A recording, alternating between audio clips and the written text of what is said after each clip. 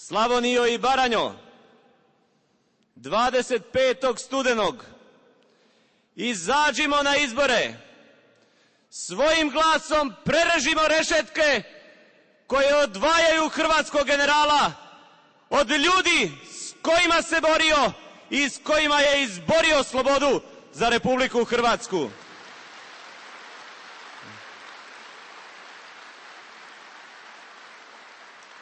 Povijesni je dan, rekoše moji uvaženi prethodnici. Jest, povijesni je dan za Slavoniju i Baranju i za cijelu Republiku Hrvatsku. Danas osnivamo i dolazimo do okončanja onoga što smo započeli prije 2 godine. Pod vodstvom utemeljitelja ideje boljeg života u Slavoniji i Baranji, Branimira Glavaša, osnivamo zajednicu udruga Hrvatskog demokratskog sabora Slavonije i Baranje, zajednicu koja će kao krovna organizacija ne samo pred ove izbore, nego i u desetljećima koji dolaze promicati i nositi ideju boljeg života u Slavoniji i Baranji, života kakvog su dostojni ljudi koji u ovoj ponosnoj slavonskoj ravnici žive. I na kraju još samo jedna poruka. Poštovani prijatelju, ima jedna stara poslovica koja kaže: noć je uvijek najtamnija prije svitanja. Dragi Branimire, za točno 539 sati i 11 minuta dolazi svitanje i za tebe, i za Slavoniju i Baranju, i za jednu novu, bolju i pravedniju Hrvatsku. Živjeli! Poštovani građani Slavonije i Baranje, bliži se dan izbora za Hrvatski sabor. Ja ću svoju građansku obvezu ispuniti u Sanaderovoj tamnici ovdje u Zagrebu.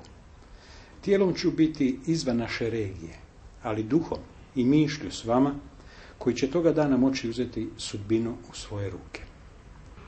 To nije otrcana fraza, već jedina i prava prigoda da kaznimo nesposobnost, nepoštenje i bahatost, a nagradimo borbu za svoj zavičaj, obitelj i dom, ma kolika bila njezina cijena. Uvjeren sam da ćete prepoznati sve što smo učinili kako bismo izvukli 5 slavonskih županija iz siromaštva i nerazvijenosti. Unatoč nebrojnim pokušajima gušenja i razbijanja ove ideje uspjeli smo postati najjača regionalna stranka, najjača politička opcija u Republici Hrvatskoj. HDZ-ove želje da će mojim hapšenjem nestati HDSSB pokazale su se kao pucanju prazno. Podcijenili su pamet i želju slavonskog baranjskog čovjeka da živi poput svih ostalih u Hrvatskoj. Zar je to grijeh? Zar je to autonomaštvo? Zar to vodi razbijanju Hrvatske? Svima je jasno da su to parole očajnika, čiju je nebrigu za ovaj ratom opustošeni u privatizaciji popljačkani dio Hrvatske ogolio i razobličio upravo Hrvatski demokratski savez Slavonije i Baranje. Dragi moji Slavonci i Baranjci, došao je trenutak da zbijemo redove i zajedno krenemo u borbu za bolji život naše djece. Nas ne zanima tko je lijevo, a tko desno. Mi ljude ne dijelimo po naciji, vjeri, po socijalnom statusu. Za nas su svi hrvatski građani jednaki. Jedino do čega nam je stalo je da svi u Slavoniji i Baranji konačno počnu osjećati blagodati života u Hrvatskoj državi. To će se moći ostvariti samo ako u Hrvatskom saboru bude toliko zastupnika HDSSB-a da se ni jedna vlada neće moći sastaviti bez njihova glasa. A njihov glas će dobiti onaj mandatar čiji će program omogućiti ulaganje daleko više sredstava u Slavoniju i Baranju nego do sada. Nećemo se više zadovoljiti mrvicama iz Banskih dvora, nego milijardama kuna u razvojne projekte koje HDSSB ima pripremljene. Ja vam jamčim da će zastupnici s liste koju ću predvoditi u istinu biti vaši zastupnici. Neću dozvoliti nikome da zasjedne u saborsku fotelju i zaboravi zbog čega je izabran. Onaj tko misli sjediti u Saboru zbog dobre plaće i privilegija nije na listi HDSSB-a. Nisam ja hapšen da bi se netko dobro uhljebio i osigurao debelu saborsku mirovinu. I na kraju želim da znate da je glas za HDSSB i glas za moju slobodu, a glas za HDZ je glas za moju robiju. Jer tek kad Sanadera i HDZ smijenimo, hrvatsko pravosuđe imat će priliku da potpuno neovisno provede sudski postupak. U tom slučaju siguran sam da ću se kao slobodan čovjek vrlo brzo vratiti u svoj Osijek i u svoju Slavoniju i Baranju. Pozdravljam vas u stihove himne HDSSB-a. Ne daj, Slavonijo, da ti zamru njive, ne daj da ti zatru tvoje dično ime.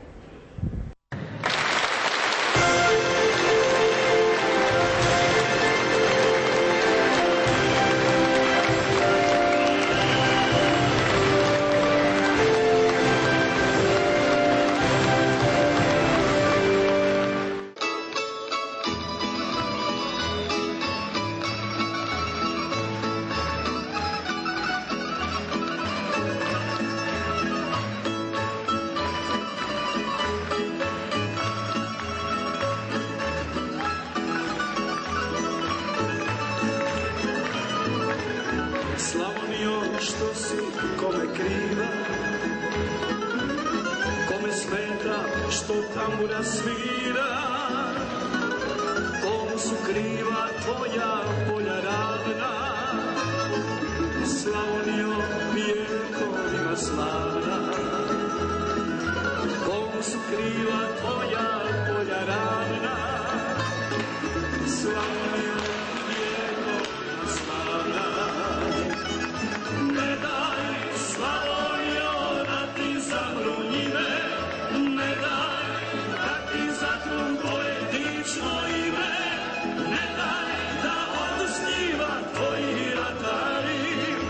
Čuvaj što nam ostaniše naši stari.